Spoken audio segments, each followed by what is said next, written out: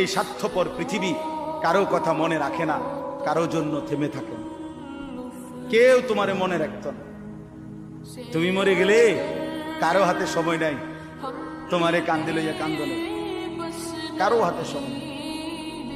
এ বাফেরে দুপুর বেলা জানাজা দিছে, আসরের পরে বাফের জানাজা হইছে, কত কান্দা কানছে জিফুতে। এশার নামাজের পরে পাশের ঘরের থেকে ভাত তরকারি আনছে, এরাই পেট ভরে ভাত খায়।